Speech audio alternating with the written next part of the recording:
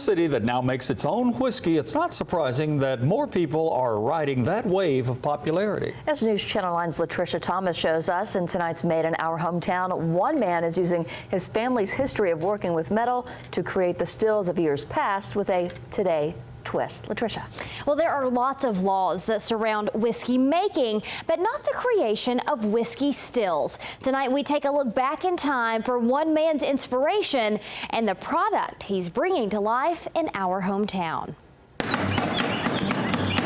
From a Chattanooga garage, a practice of the past. You can go to Pigeon Mountain down here and you can see, I mean, there's still stills in those woods back there. I mean, to this day. Is alive and well. I think that there's a huge disconnect now with our kids and stuff between the way things used to be and the way they are now. On Instagram, he goes by Matt Nuga, his hand-built stills on display for the world to see. It's kind of cool that you're using something so technologically advanced to forward something that's so primitive. His material of choice, Copper just sitting around is beautiful. Makes his stills stand out, both for their copper color and craftsmanship. There's something to be said about someone that works with their hands and creates things, you know, and it's nice to be able to take like a sheet of copper and turn it into a three-dimensional object that does something. What these stills do may not be the purest of practices by the law standards. Because there's been such a resurgence of people making their own whiskey in their homes, they're actually trying to pass a law now that you can legally distill small batch stuff for yourself. But there's no law limiting how the stills themselves are shaped. There were a lot of guys like me that started out in a garage like this that are making tons of money now. Once the copper is cut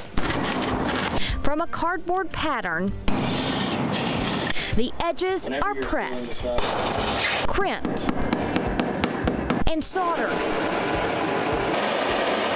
It's an excuse to make art that works. Recreating a product with roots in the history of Tennessee's hills. The immigrants came over and started doing this stuff, you know, I mean, that's where it came from. And they were doing it in the hills because that's where they lived, you know. It was easier to get a gallon of liquor down the mountain than it was a bushel of corn, you know. I mean, and it sold for a lot more. And while each one takes a good amount of time. This is called your line arm, this is your cap, and your cape or the cone.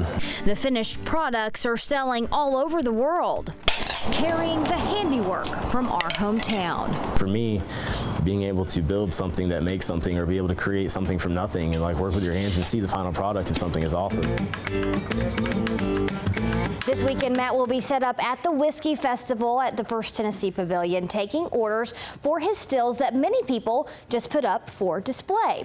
That happens from 6 until 11. More than 20 distilleries will be available for taste.